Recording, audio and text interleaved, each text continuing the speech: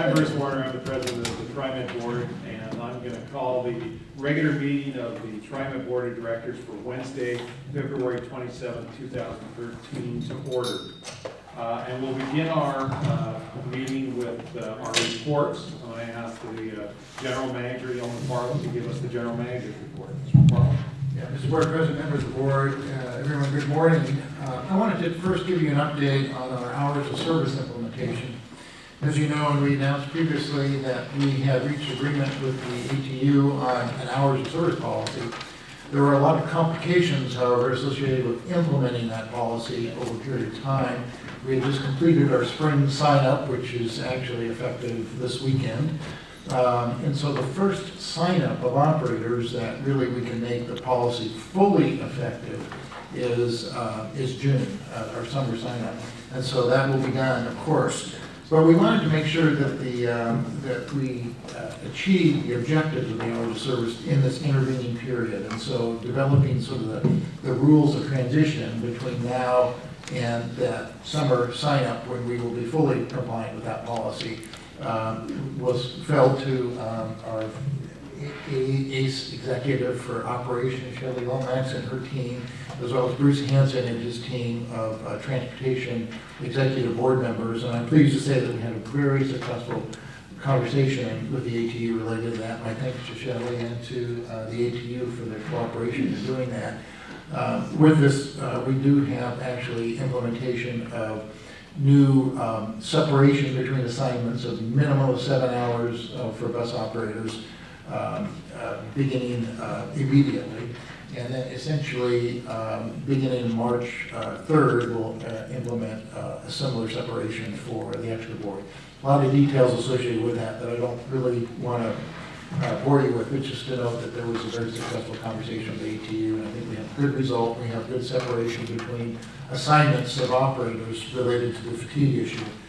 And I will also note that we have ongoing conversations with the ATU with our labor management conversations related to this whole issue of scheduling and shift management, both from a safety standpoint as well as from a quality of life employee standpoint. And I think there were a number of improvements we can make over time, continuing to work together with the ATU on this topic. So again, full implementation June 2nd with that summer sign-up with a series of interim steps between now and then. I also want to just note smoking update. You passed a resolution previously to create campuses, TriMet facilities and campuses of smoke-free. We are taking a number of actions between now and the actual implementation of that policy, which, as you recall, we set a target date of July 1. We're providing training to all our managers to actually how to talk to employees in this regard and how to approach them related to the resources that are available. We're doing personal outreach from those managers to the employees who are smokers, who they know are smokers. We have Kaiser and Regents reps on site at various points in times during the day to actually make sure that the employees know the smoking cessation programs that are available through their health insurance policies. We're having a series of health fairs at all of our facilities in April, and we'll have outreach associated with the smoking cessation at all of those efforts. And then also each of our operator sign-ups where we bring people into one facility to sign their shifts based on seniority. We'll have people there related to this outreach as well. That happens in January, April, and again in July. So we have a whole series of communication and outreach efforts associated with that. I know there was concern on the board's part to make sure that we were as humane as possible as we implemented this policy. I wanted to assure you we're taking a lot of steps in that regard. I did want to turn just for a very brief report on the Portland-Milwaukee project. In January, we report adding 251 new jobs to the project, and we're going to continue to see some ramp up over the next few months as we get ready for the construction season. So far, and this is as of February 11th, the project generated nearly 4,970 jobs, including almost 1,700 on-site construction jobs, the rest are induced jobs. Next month, we certainly will top 5,000 jobs, which is over a third of the 14,000 projected for the project overall. We have 363 firms contracted with the project. 105 of those are DBE firms. And both of those numbers continue to grow as the project continues to be built out. You probably have noticed the towers and the bridge are beginning to be a little bit more than towers. Actually, before long, we were beginning to see something that looks a little less like two pylons and more like a bridge. In March, what we call the form travelers on the west tower are being installed, and will begin to develop portive segments of the bridge marching out from the tower itself, with cables supporting that both during construction and obviously permanently. So we're looking forward to that step. Getting the sequencing and the timing of that repetitive operation is going to be very important to the schedule of completing the bridge. So we're looking forward to the contractor getting that going. There'll be a second foreign traveler operation at the east tower, as well as that tower is continued to be constructed, and the base, if you will, surface is also beginning to be constructed there on the east side. Another major milestone is that Water Avenue on the east side has been reconstructed and reopened, and that's an important truck route and provides access to Omji as well as many other areas over there. So that's an important milestone, again, that we're very pleased to have completed. Just a little side note, we wanted to let you know that one of our project engineers has developed a 3-part class for middle and high school students on bridge engineering, and has been trying to, if you will, pitch young people to the engineering profession and careers in engineering construction in particular. This month he presented the class for the first time to students at South Enhancement Inc. in North Portland. And so we're very proud of that effort and want to see even more of those kinds of efforts continue. So, Mr. Board President, that completes my report. Short one this month, but I'd be happy to answer any questions. Okay, questions or comments for the general manager? I just want to second what you said, thanking you and your staff for working on the hours of service. I think that was a great piece of work, and I hope that continues on as we move into our actual negotiations. So really pleased to see that. Thanks a lot for doing that. Okay. So Dr. Bethel, I'm going to ask you to give the report on the Committee for Accessible Transportation. Good morning. Thanks, Mr. President. You have before you the report from the Committee on Accessible Transportation. Just a couple other things. In the budget process was discussed, and the priorities, recommendations from CAT have been passed and will be forwarded on to the committee. We will be hearing those and being able to take those in consideration when the budget discussion time comes. The other piece I just want to focus on is that on April 10th, and I'm sure there will be more information coming on that, is Transit Day at the Oregon State Capitol. I want to encourage people to come. CAT has been encouraged to come down and be a part of that day as well, and to share their stories concerning accessible transportation. That concludes what we have to say for this month. If there's any questions, we'll be glad to entertain those. Thank you, Dr. Bethel, for your concise report. If you have any questions or comments for Dr. Bethel? Okay. Hearing none, we're going to move right into our consent agenda right now. And the items on the consent agenda are considered routine and may be approved by the board in one blanket motion. We have 5 items on the consent agenda. So what I would ask is if there's any items that any member of the board would like to see removed from the consent agenda. There is one that I have questions concerning. Why don't we pull that off the consent agenda then? Which item is that? Resolution 130210. Why don't we just pull that off the consent agenda, and we'll do that right after we take action on all the other items. Is that okay? That's fine. Okay. So I'd entertain a motion to approve the consent agenda without all those items without resolution 13-02-010. So moved. I hear a motion. Second. I have a motion and second to approve the consent agenda minus the one item. Any further discussion? Okay. All those in favor signify by saying aye. Aye. Okay, the motion is approved unanimously. So let's move on to resolution 13-02-10. Mr. General Manager, you can give us a little report on that. Right. Mr. Board President, members of the board, this is an update of our investment policy, which is by your policy and direction we bring to you on a regular basis I also note that this policy. Jim Strohmeyer. Oh, I'm sorry. We're back. I'm talking about the resolution 1302-010, which Oh, I'm is pulled sorry. from the consent agenda, which is a contract with Wyatt's Tire Company for purchase, servicing, recapping, and disposal of fixed route and bus tires. Happy to do that, sorry. That's all right. I put that toward the end, but, yeah. Just to note, and I do appreciate the question, this is a little bit of a complicated procurement. There was an opportunity through an RFP to procure the tires that obviously we use in great quantity related to our fleet. This was a 5-year contract. What was a bit unusual about this was that we actually offered the opportunity for a lease program or a purchase program. And what we wanted to do was see what the lowest total cost was related to that overall was, and that was amongst the evaluation criteria. The other portion of this is actually the performance of the company and its qualifications related to performance, and that was judged by an evaluation team composed of primarily staff. And so there were points awarded based on the qualifications of the firm. That was then factored in with the price consideration, and based on that sort of accumulation of points, the recommended award was to Wyatt's Tire Company under the purchase option, and it was not quite the lowest price option, but very close over a 5-year period, and the staff believed that the service that would be provided by Wyatt was superior to the second bidder in that regard. So with that little bit of introduction, I know we have staff here who are able to answer more detailed questions. Please respond to those.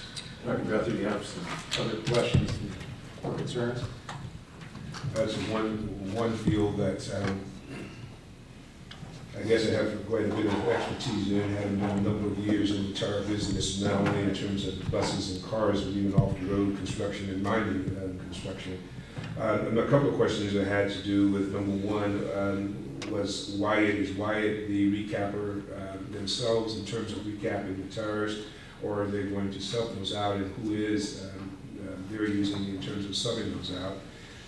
Secondly to that, I just put all the questions out, and the second question had to do with, I don't see in this any DBE or diversity listed for any of the companies that I'm particularly concerned about. Wyatt, we have a 5-year contract, the amount of money that's here, what's happening to DBEs, what's happening with diversity of this company. So often we can get in this, coupled with the thing that Wyatt's price was not the lowest price, and whatever other pieces to do that, I have a problem understanding the why and not seeing this in these particular contracts I'm considering, which I'll tell you made me think, and I want you to correct me, that it just seemed like we're kind of shifting away from, and I don't want to see that happen. Appreciate that very much. If I could ask Tom Nielsen to come up and actually respond questions. Good morning. Good morning. To your first question, is Wyatt's the recapper? Yes, they are. We've done business with Wyatt's for close to 20 years. They make their own rubber compound. They've worked with us over the years to give us the longest, or what we believe is the longest life.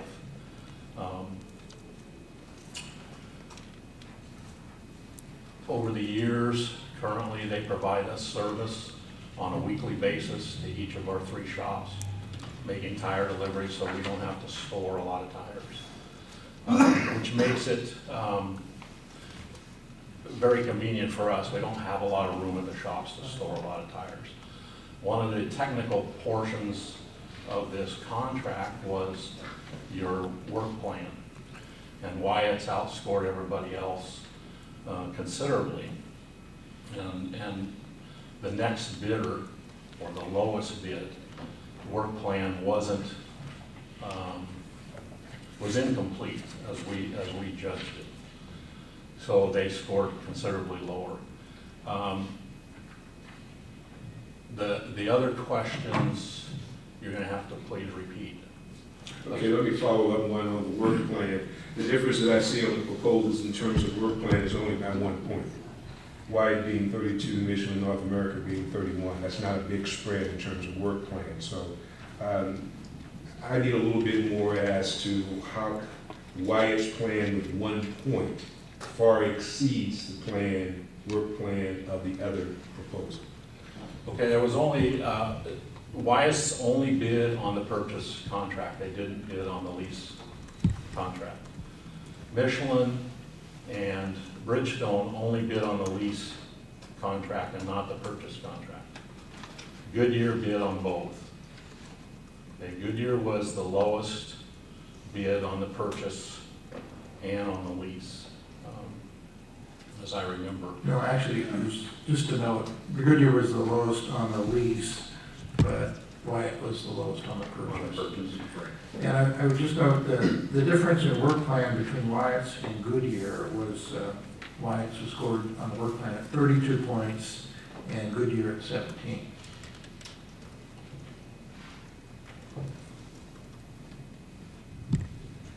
Yes, I do see that between Goodyear and Wyatt. But my question has to do with between Michelin and Wyatt being 1 point separate. The reason my questioning is coming is because we did not go with the lowest bidder. Right. We went with one who was higher than the lowest bidder, but we went with them based on work plan as one of the criteria. If one of those criteria has to do with work plan, then the bidder Michelin North America only is exceeded by Wyatt by 1 point, 32 to 31, versus Goodyear, which both of those two companies far exceed, being Goodyear at 17. Okay, on the work plan, yeah, 1 point difference. Michelin, though, only bid on the lease, and so their overall cost was $2 million more than the purchase. They were up in the 6 million or 5 million range for a lease program, and Wyatt's was at 44.5 million. So a difference, I mean, one is bidding a lease program, one is bidding a purchase program. And so even though the work plan is only one different, then the cost differences are significantly different. And so this is just going on the purchase? Or this is on the lease? This was all, they all were considered, and we chose to stay with the purchase because it was, on the compared to the two that submitted purchase programs, Goodyear and Wyatt's, there was $200,000 difference.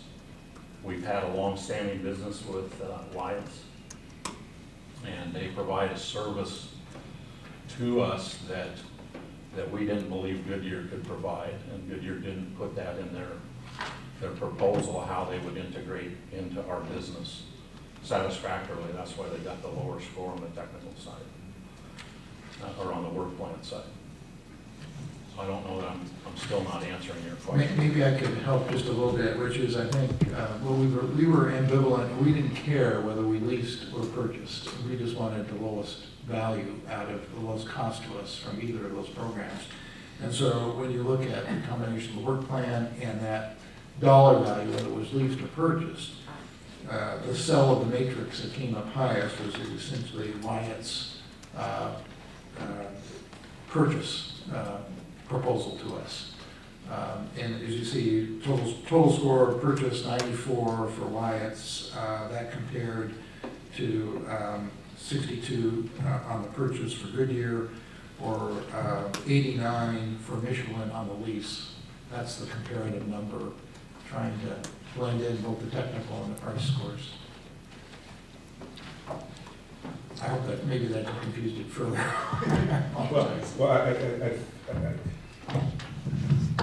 I think for me, the process, as I'm understanding the way it was put out for bid in the RFP, was a confusing RFP. I would agree with that. And it seems to be a confusing RFP because my opinion is it weighted Wyatt's previous and prior experience that gave them the leg up. and I have an issue with the way this RFP went out. That's just where I'm sitting with it this morning, as I understand it. Maybe with some further discussion and understanding as to how this was all put together, could clear that up. I don't really think I want to continue to hash it out here, but I would respectfully request that this item be tabled. Okay. So I guess the question is for staff, if we held this over for a month, is that a problem in terms of the contract ability, or do we run out of tires, I guess? Well, we'll have to do another contract mod, because the contract is due to run out March 1st. Yeah, that's right. Okay. So I think we got a couple items. We can defer it and ask the staff to do a minor amendment to get us through the time necessary. Or I guess I would see if the other board members are feeling comfortable moving forward, if they have some of the same questions. I also know you had questions about, DB utilization by the contractor. I didn't hear an answer to that. So if you'd like to get answers to that, and the other board members feel the same, it may be best to carry it over, but I did defer to the other board members. Travis, yes? Okay, I think we do need to carry it over. It seems like a small item, but it is and it isn't, because I understand your point. And I would feel better if your questions were answered, and now, of course, I have questions. So what I'm hearing is we got at least two. Go ahead, Travis. Well, I would just like some definition from Dr. Bethel in regards to what additional information are we going to look for and ask for to receive? Because ultimately, I actually did spend some considerable time reviewing this because of the dollar amount size. Not that I don't spend a considerable amount reading everything, no matter the dollar amount, but I for some reason, I was really drawn to this resolution and just reviewed it a number of times to make sure I was up to speed on what it was talking about. So ultimately, what would be the next level of information? Would it be a request to redo the RFP? Because that process would then supply us with a different set of proposals, I imagine. Would it be just re-looking at this and then getting comfortable with the actual way that it was scored? I guess I'm certainly, you've asked some great questions and you made some great points, and I've got great respect for Dr. Bethel's tire knowledge, because ultimately this is actually a really tangential point, but oddly enough, I used to frequent a tire location in Kansas City, Kansas, that Dr. Bethel was at many, many years ago. It's just kind of incredible if that's the case. But so my question ultimately is, what additional information are we going to ask of the staff in regards to what can they come back with that's going to help us make the decision? For me, the RFP went out, from what I'm gathering from the resolution, that it asked for either a lease or a purchase. Once the BAFOs were required, again from those firms, it was both ways. Once it came in and looked at those proposals, what we have now is really kind of an incomplete piece. In the lease type, Wyatt submits no proposal. So if we went with the lease, Wyatt would be out. On the purchase, which is at the bottom, Brinkstone nor Michelin submits a proposal, so you have a low bid with Wyatt and a high bid with Goodyear on the purchase. So if we opt to do the purchase now, it puts Wyatt in. So in each of the categories of the ones who were qualified to submit the bid, we don't have full participation on the whole, on each level by each one.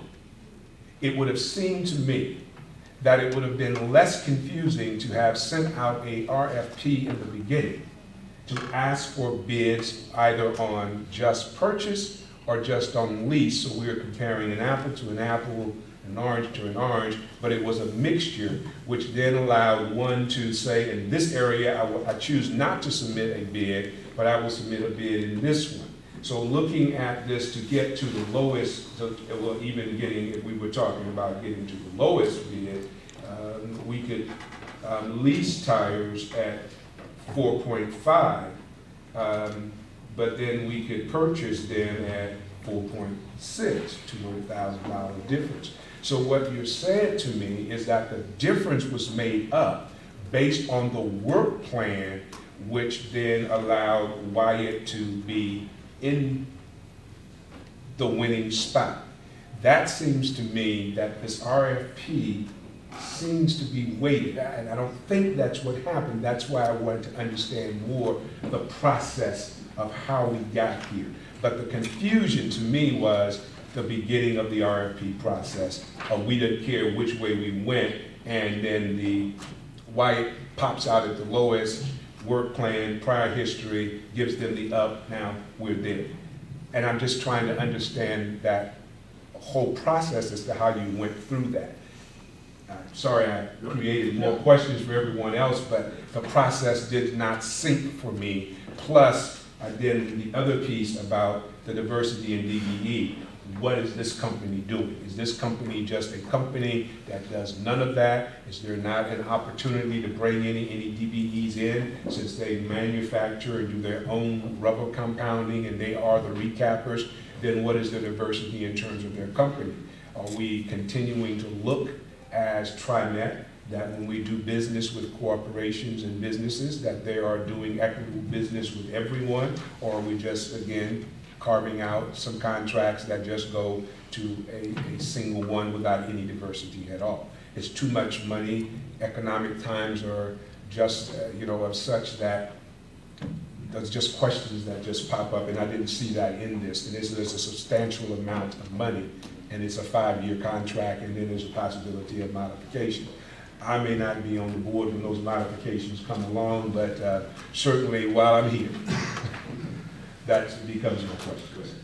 So in response to that, I've got a much better clarification picture on what your expectation is. I mean, the idea of not being comfortable with the process is something I can certainly respect, and I can certainly support the idea of tabling this, because ultimately it's the clarification of what we're asking the staff to go back and do. And without being comfortable with a project of this or a resolution of this size, I'm very supportive of tabling it and allowing for more time to review the process. Thank you. Yeah, I don't see it being passed today, so we are going to table this for 30 days unless you decide that you need some more time to actually bring this back. But it's my expectation that staff is going to work with Dr. Bethel, make sure he understands the process, gets his questions answered and concerns answered. And Dr. Bethel, if you feel after that, we'd love to hear, at the next meeting, if you feel it's time to reopen this and go back out with another proposal, or if you're satisfied with that. And I'll look forward to that report at that time. Okay? Very good. And just to know, we will again be doing a 1-month modification to the existing contract for just on that point. All right. Thank you. Moving on. Appreciate the discussion. Good comments, Dr. All right, let's move on to the resolutions then. Okay, now, Mr. General Manager, let's talk about Resolution 13-02-14, adopting a revised investment policy. And again, my apologies for jumping the gun, but I do note that this is a requirement that we come back on a regular basis to the board with a revised investment policy. We go through a particular process as we update the policy. And what you have in front of you is primarily, I would say, housekeeping modifications. The process we go through those, we draft something, we send it to the Oregon the Oregon Short-Term Fund Board, and actually they offer comments, and we base the revision on those comments. In your correspondence is a letter from that board, noting their review of that. We then take it, of course, to the Finance Committee for their review as well. And so this has gone through that process. There are, I think, nothing that Dave Oxier is available to answer questions, but his comment to me earlier, there's really not very much that is of great substance, but a lot of housekeeping associated with that. But with that, I'd be happy to answer any questions, or in the more obscure parts, ask Dave to respond to any that you might have. Questions, comments? Tiffany, from the Finance Committee standpoint? No, this is something we look at annually, and it's pretty pretty much housekeeping as Neil described. I'm fine. Questions, thoughts? No, I spent time with the resolution and the OSTF board's letter, and the documents are actually fairly complex to look through and comprehend, but I feel comfortable moving forward. Dr. Bethel? No, this one tasked me to about 11:30 last night, trying to understand and follow along what the changes were and getting all of those acronyms down. But it's a very comprehensive document, very complex, as Board Member Stovall said. My faith, my hopes is in this is that as we work with the general manager and more particularly the chief financial officer, that this will indeed be a good piece for us. That's where I put my trust at after going. Thank you. I'm in support of it. Okay, good. I just add that I attended the finance meeting and we discussed this a couple of times, and it is a good piece of work and is consistent with the new changes in law that we need to make, so good piece of work. So with that, is there a motion to approve resolution 13-02-14, adopting the revised investment policy? So moved. We have a motion, Second. and a motion and a second. Is there any further discussion? All those in favor of the motion to approve resolution 13-02-14, signify by saying aye. Aye. Any opposed? Hearing none, the motion is approved unanimously. Moving on to resolution 13-02-15, authorizing contract modifications to the contract with electrical construction company for on-call general electrical services and limited electrical services for closed-circuit television equipment installation. Mr. General Manager. Mr. Board President, members of the board, as you may know, we have and have been expanding the coverage of our closed-circuit television on our MAC system. That project has been funded by a series of annual grants we have from the Department of Homeland Security. So actually no TriMet funds other than matching grant funds have been used to do that. And what we have been doing is expanding the coverage of our platforms as those grant funds have allowed us to do that on an annual basis. We now expect that the entire system, all the platforms will be covered with the most recent grant we received by about the end of this calendar year. So that's great progress. Right now, I think it's probably over 90% coverage. In doing this, we actually use a contractor, and in the past, we've procured the services of electrical construction company, or EC, for these services, a very standard company, and does a lot of great work for both us and many others in this area. At this point in time, we'd be asking for the additional contract modification amount, as noted in the resolution, for this contract, so that we can complete the work as specified by the grants. Again, the total scope was not known at the time of the award because of the actual incremental award of the grants over time. So we are now bringing that contract up to date so that we can complete that work. And with that, I'd be happy to answer any questions. All right, questions? Comments? Yes. Neil, you did mention in your comments just briefly in regards to matching grant funds. So are there any funds that we're matching that are going into this installation, or is this all Department of Homeland Security? These are all funded by the grants, but the grants do require a match. And I'm not sure the exact precise, it's a small percentage, but wanted to see if there's somebody. Is Mr. Seporda here? Was he here? I'm sorry, I didn't hear the question.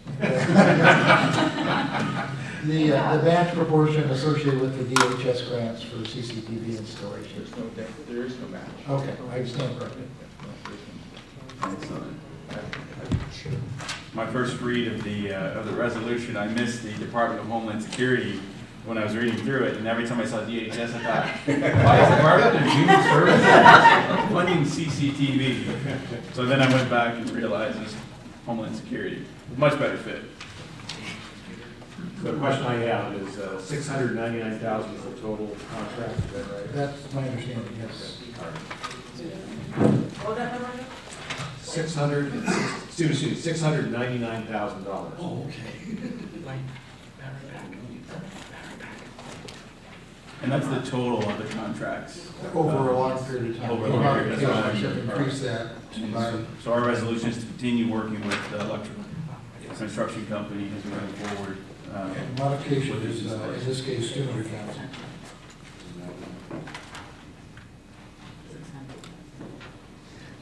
I'm sorry, we have a question. 600,000? $699,000. Okay, I thought, I'm sorry, I thought you said 600. Do I got the right number? All right, just want to verify. Just to be precise, it's, we'll increase the two contracts amount by 200,000 to a total sum of 699. Right, okay, good. Thank you very much. So any further questions? Then I would, if not, I would entertain a motion to approve resolution 13-02-15. So moved. I have a motion. Second. I have a second. Any further discussion? All those in favor of the motion approving resolution 13-02-15, signify by saying aye. Aye. Any opposed? Hearing none, the motion is approved unanimously. Let's move on to resolution 13-02-16, authorizing a modification to the contract with Universal Field Services, Inc. for on-call right-of-way acquisition and relocation services. Mr. John. Board President, members of the board, this is, you might recall, that the board did approve a contract with Universal Field Services for, it's primarily work associated with the Portland Milwaukee project in September 2011. That contract was for $2 million. Since that time, the amount of work that has been assigned to Universal Field Services has increased, and indeed, for example, we've grown the number of acquisitions by 24% assigned to them from 160 to 199. And again, related to the number of tenants associated with the relocation work that UFS coordinates for us has also increased. So based on that, we are requesting an addition to the contract of $850,000 to complete what we believe is the scope of work associated with this. I would note that as we've gone into this, we found that some of the relocation cases have been much more complex as well, and so that means time and energy that needs to be expended in order to meet the relocation requirements that both the state and federal regulations require of us associated with the implementation of the project. Again, this is all associated with project work, so it's all funded from the project and the full funding grant agreement. And the cost to complete updates that we do for the project itself do include these additional amounts. So with that, I'd be happy to answer any questions or refer those to the appropriate staff. Any questions from the board? Again, just for clarification, the audience, the total amount in the contract is increased by $850,000 to a total of $2,850,000. Is that the right number? That's correct. All right, good. Yes, Director Stovall. Now, in a couple of situations where we've dealt with increases, and that's primarily been kind of the contract that we utilize, where we bring on the contractor and then they walk us through and we. Now this though, if I read this correctly, this is actually an increase of a budget amount over and above, and this moves us into some contingency dollars. Is that correct? So. I'm seeing the project manager nod. Yeah, Yes, seeing them nod.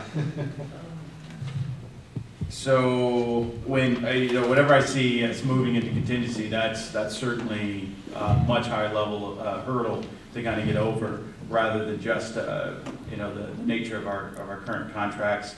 Or if we see something and we're moving into an area, like I think at the last board meeting, we had a project where we had some increases in cost, we had some savings in other areas, we were still under our budget. This moves us into contingency dollars of $850,000.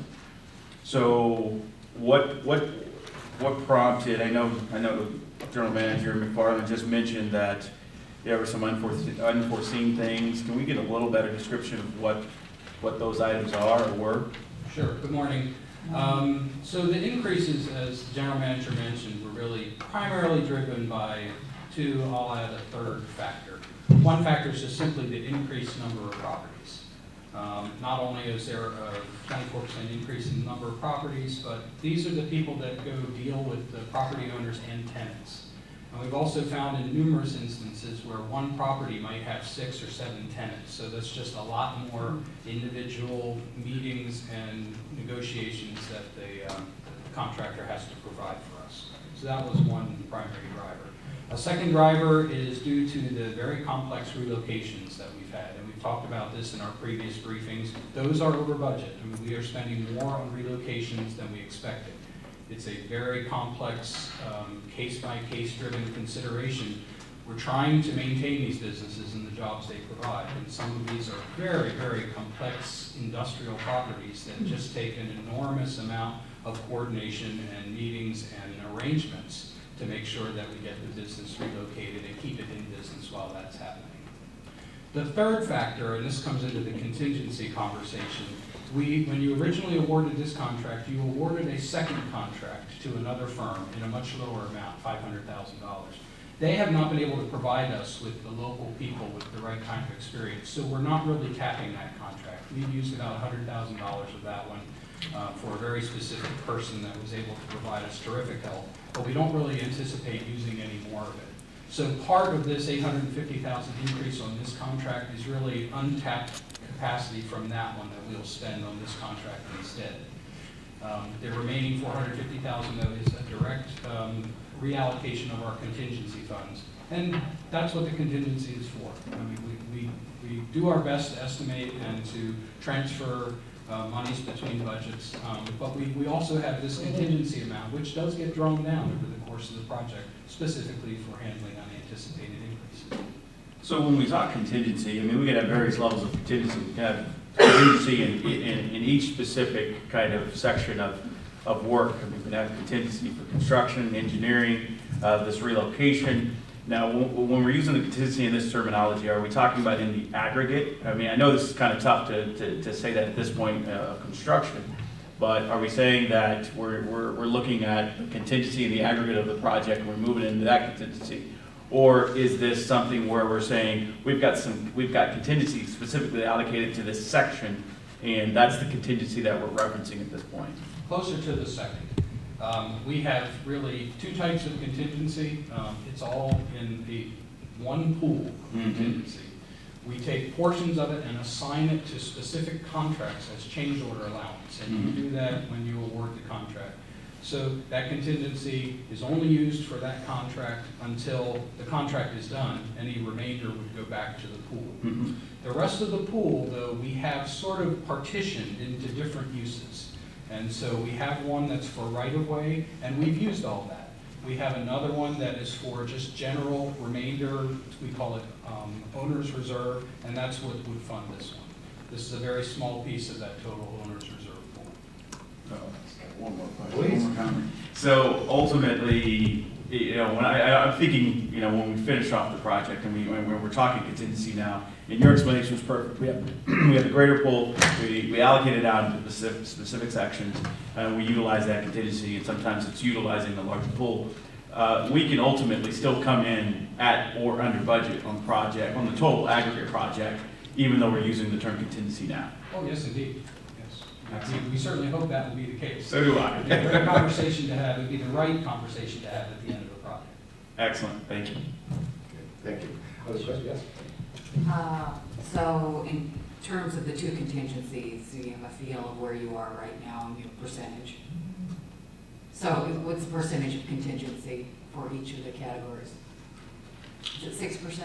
I can't remember. Overall, we're probably, I'm thinking around 7. I don't really have the number off the top of my Okay, head. and do you have a feel of where we are at this point? We're doing very well. Okay. We're planning on doing an update at the March briefing. And remember, in previous briefings, we had that, what I call the thermometer chart that showed the contingency at each of its uses and how much is drawn down.